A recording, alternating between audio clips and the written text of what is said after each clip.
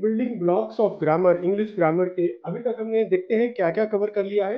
हमने नाउन सीख लिए हैं, हमने प्रोनाउन सीख लिए हैं, हमने वर्ब सीख लिए हैं, हमने एडजेक्टिव सीख लिए हैं, हमने एडवर्ब देखा क्या होते हैं, हमने प्रीपोजिशन भी कवर कर लिए हैं। आज हम देखेंगे कंजक्शंस क्या होते हैं।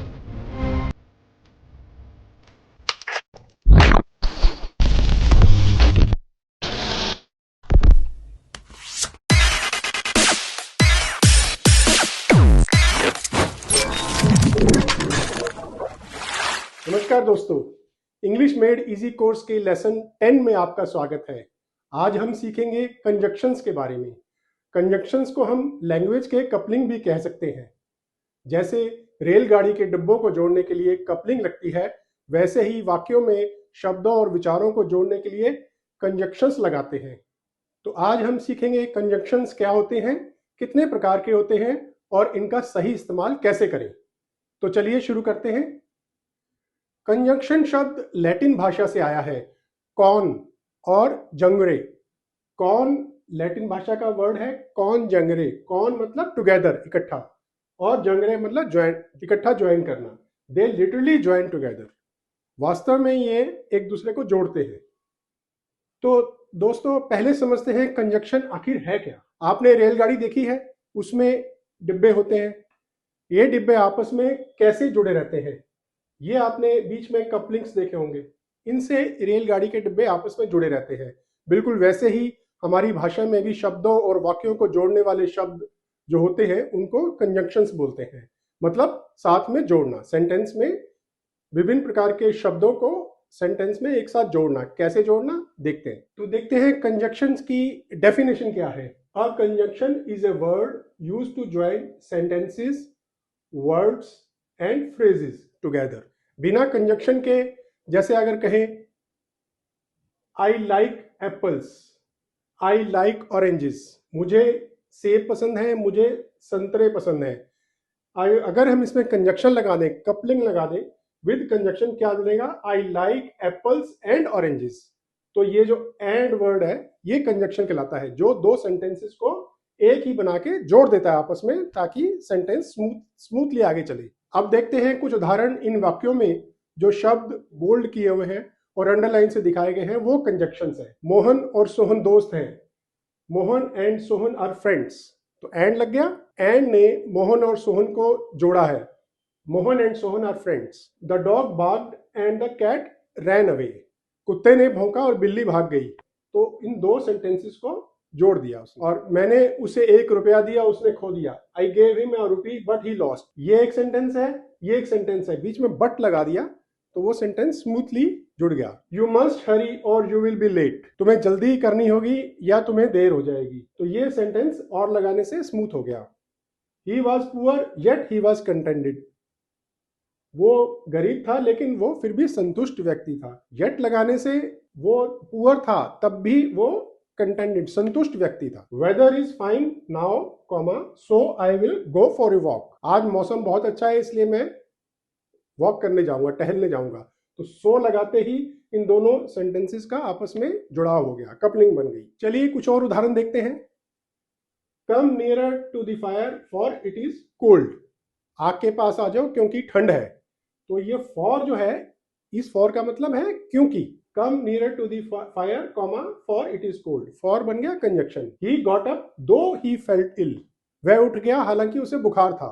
तो हालांकि मतलब दो है conjunction. Suresh failed because he was lazy. ये दो सेंटेंसेस है। Suresh failed because he was lazy, क्योंकि जो बिकॉज बीच में लगाया है वो कारण बता रहा है। अगला सेंटेंस देखते हैं। I stayed in as it was raining. मैं अंदर ही रुका रहा क्योंकि बारिश हो रही थी। तो एज लगाने से, कंजंक्शन लगाने से सेंटेंस स्मूथ हो गया। आई will go if you will go with me. मैं चलूंगा अगर तुम मेरे साथ चलोगे। दो सेंटेंस हो गए। तो इफ लगाते ही दोनों का आपस में स्मूथनेस आ गई। Hari is taller than his brother. अब यहां पर दोनों को जोड़ने के लिए हमने देन लगाया है। Hari is taller than his brother. तो देन लगाते ही दोनों सेंटेंसेस का रिलेशनशिप पता लग गया कि हरी छोटा है, उसका ब्रदर बड़ा है। तो तुलना हो गई। हरी की उसके ब्रदर से। अगला सेंटेंस है I will sit here while you get ready, मैं यहां बैठूंगा जब तक तुम तैयार होते हो। व्हाइल समय दिखा रहा है इसमें। अगला है you must finish your work before you go, तुम्हें अपना काम खत्म करना होगा जाने से पहले। तो पहले कब खत्म करना होगा काम? जाने से पहले। Before is a conjunction. अगला है you can go after you have finished your work, you can go after you have finished your work. दोनों सेंटेंसेस में देखो यहाँ बिफोर है या आफ्टर है, ये काम आप जा सकते हो अपना काम खत्म करने के बाद। आफ्टर लगाने से सेंटेंस वही है लेकिन थोड़ा उसका स्ट्रक्चर बदल गया। तो conjunctions are everywhere, conjunction sentences में हर जगह होते हैं। कोई भी सेंटेंस बिना कंजक्शंस के पूरा नहीं होता, हमारे वाक्यों को जोड़ते हैं और स्मूथ बनाते हैं। अब तक आपने बहुत सारे एग्जांपल्स देखे सेंटेंसेस में, अब इनको ऑर्गेनाइज करते हैं कैसे। कंजक्शंस के 3 मुख्य प्रकार होते हैं, 3 टाइप्स ऑफ कंजक्शंस। पहला टाइप है कोऑर्डिनेटिंग, दूसरा है सबऑर्डिनेटिंग, तीसरा है कोरिलेटिव। आपको मैंने पहले भी बताया था इन सब चीजों को याद करने की जरूरत नहीं है, सिर्फ समझने की जरूरत है। कभी किसी एग्जाम में या किसी जगह पर आपको यह नहीं पूछा जाएगा कितने प्रकार के कंजक्शंस होते हैं। कंजक्शंस बताने, सिर्फ समझाने के लिए ये चार्ट बनाया है, इसको आप पढ़ेंगे और समझ जाएंगे। आपको इंग्लिश बनाने में, सेंटेंसेस लिखने में बहुत मदद मिलेगी। तो कितने प्रकार के होंगे? Coordinating, subordinating, correlative. ये बराबर वाली चीजों को जोड़ते हैं। कोऑर्डिनेट जॉइंस इक्वल थिंग्स, जो वर्ड्स हो, फ्रेजेस हो, सेंटेंसेस इक्वल थिंग्स को, जैसे एंड, बट और सो। कैसे? सिंपल रूल है इसका, use A comma before them if joining two full sentences. Subordinating है ये मुख्य विचार और जो डिपेंडेंट आइडिया होता है उसको जोड़ते हैं, जैसे because, if, when, although. If it starts the sentence use A comma. Comma इसमें लगता है जब दूसरा बिकॉज के बाद, इफ के बाद, व्हेन के बाद, ऑल्दो के बाद, जब भी बीच में कहीं आते हैं। तीसरा है कोरिलेटिव, पेयर्स में काम करते हैं, जैसे to connect the balance side, दो आइडियाज बैलेंस्ड हैं, उनको आइदर और, ये या वो, बोथ और एंड दोनों हो या अलग अलग हो।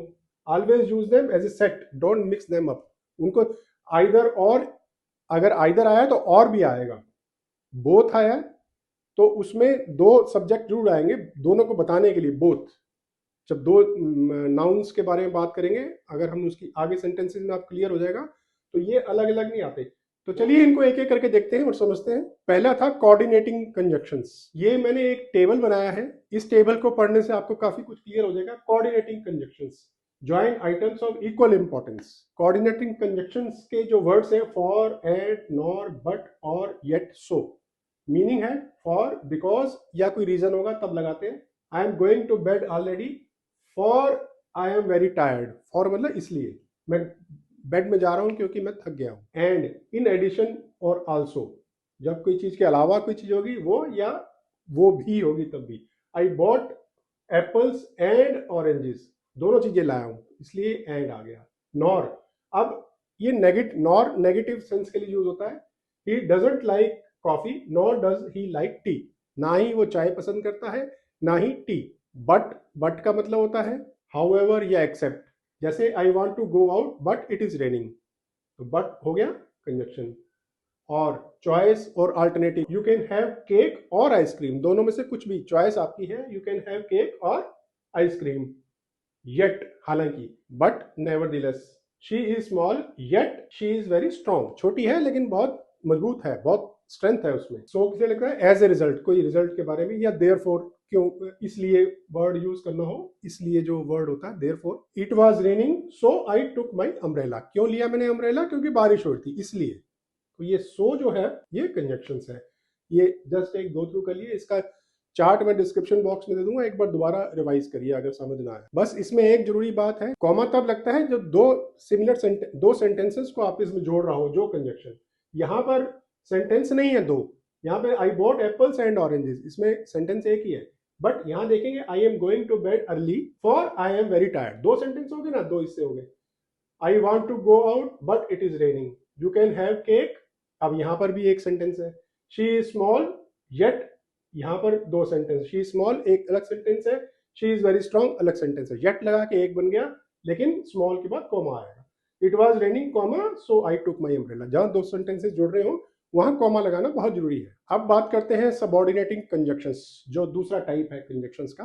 2 क्लॉज होती है सेंटेंस में, एक मेन होती है जिसके बारे में, जो जिसको इंपॉर्टेंट क्लॉज है, और उससे आधारित उसके ऊपर डिपेंडेंट होती है दूसरी क्लॉज। तो कैसे कैसे दिखाते हैं? टाइम मतलब समय, व्हेन जब, व्हाइल जब तक, बिफोर पहले, आफ्टर बाद में, अनटिल जब तक, सिंस जब से। दूसरा है कारण, रीजंस। कारण जो है वो क्योंकि या सिंस चूंकि या जबकि ऐसे करके ये कंजक्शंस है सबऑर्डिनेटिंग कंजक्शन। कंडीशन है इफ अनलेस प्रोवाइडेड दैट, बशर्ते, ऐसे वर्ड जो यूज होते हैं वो कंडीशन में। You can go out to play if you finish your homework, या कंडीशन आ जाती है आप तभी बाहर जाओगे जब आप अपना होमवर्क खत्म कर लोगे। अगला है कंट्रास्ट, आल दो, इवन दो, हालांकि जैसे वर्ड यूज होते हैं। यद्यपि, कंट्रास्ट का कैसे उदाहरण होगा? आल्दो इट वॉज एक्सपेंसिव, हालांकि बहुत महंगी थी फिर भी उसने कार खरीदी। इसमें एक चीज का ध्यान रखिए, जब सबऑर्डिनेटेड कंजक्शन के साथ कोई सेंटेंस शुरू होता है, जैसे आल्दो से शुरू हुआ, आल्दो इट वॉज एक्सपेंसिव, तो लगेगा कॉमा। अगर बीच में आ रहा है कंजक्शन तब कॉमा नहीं लगेगा। You can go out to play if you finish your homework, यहाँ कॉमा नहीं आएगा।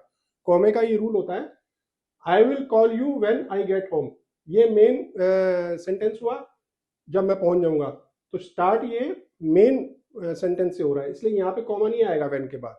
लेकिन आप यहाँ देखिए, जब सबऑर्डिनेटिंग कंजक्शन से सेंटेंस स्टार्ट होगा, आल्दो, दो, इवन दो ऐसे करके स्टार्ट होगा, तब इस जो पहला वाला सेंटेंस है, जो वो सेंटेंस है, उसके बाद कॉमा आएगा। आल्दो इट वाज एक्सपेंसिव, जैसे ही वो छोटा सेंटेंस खत्म हुआ कॉमा लगा, ही बॉट द कार।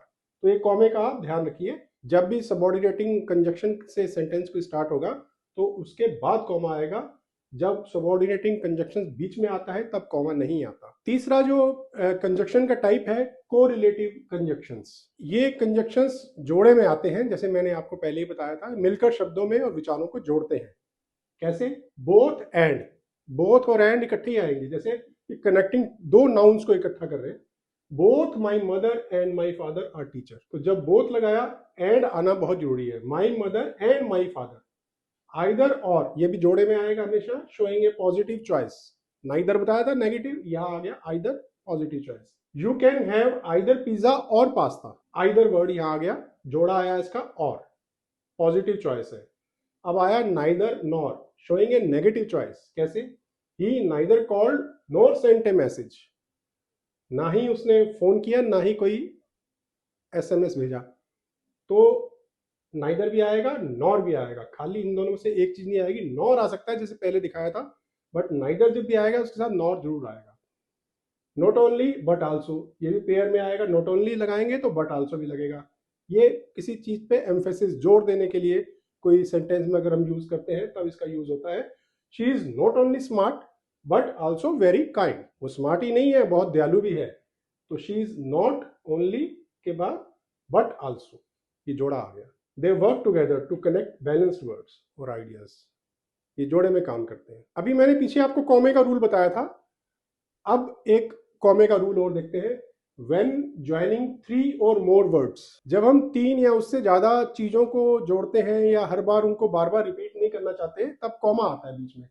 तो तब हम कॉमास लगाते हैं, इंस्टेड ऑफ रिपीटिंग एंड बार बार नहीं लगाते, कॉमा कॉमा लास्ट वाले में एंड लगाते हैं। जैसे Ram and Shyam and Mohan and Sohan are coming, इतने लोग आ रहे हैं, राम श्याम मोहन एंड सोहन, तो एंड लगाने की जरूरत नहीं है। Ram comma Shyam comma Mohan and Sohan are coming. तो ये जो कॉमा बीच में लगे हैं, ये भी एंड का ही रूप है। एंड को हटा करके कॉमा लगता है इसमें। Each comma represents and, her comma जो यहाँ पर है वो एंड को रिप्रेजेंट कर रहा है, लेकिन रिपीट नहीं करते उसको बार बार। अभी मैंने आपको 3 टाइप के कंजक्शंस बताए थे, उसको मैंने एक टेबल में ले आया हूँ, सब चीजों को एक जगह पे ले आया हूँ, जैसे मैं हमेशा करता हूँ आपके लिए, ताकि आप इनको पढ़ के जो अभी तक समझा है उसको एक बार और रिवाइज सा भी हो जाता है, समरी बन जाती है। कैसे? कोऑर्डिनेटिंग, सबऑर्डिनेटिंग, कोरिलेटिव क्या करता है? Join equal things, words, phrases, sentences. Examples इसके क्या है? एंड, बट और सो। सिंपल रूल क्या है? Use A comma before them if joining 2 full sentences, दोनों सेंटेंसेस अपने आप में पूरे होंगे तो बीच में कॉमा लगेगा। सबऑर्डिनेटिंग क्या करता है? ज्वाइन से डिपेंडेंट आइडिया, जो दूसरा सेंटेंस होता है जो डिपेंड करता है उसके ऊपर मेन आइडिया से, शोज व्हाई, व्हेन और अंडर व्हाट कंडीशन। बिकॉज इसके जो एग्जांपल्स है, बिकॉज, इफ, व्हेन, ऑल्दो, ये वर्ड्स कंजक्शंस है। If it starts the sentence use A comma in the middle. अगर ये सबऑर्डिनेटिंग क्लास जो है सेंटेंस शुरू करती है, जैसे पीछे बताया था आपको, तब कॉमा आएगा बीच में, अदरवाइज नहीं आएगा। कोरिलेटिव वर्क्स इन पेयर्स, ये जोड़े में काम करता है, आपको बताया था आइदर और, बोथ एंड, नाइदर नॉर, ये सब उसमें आते हैं।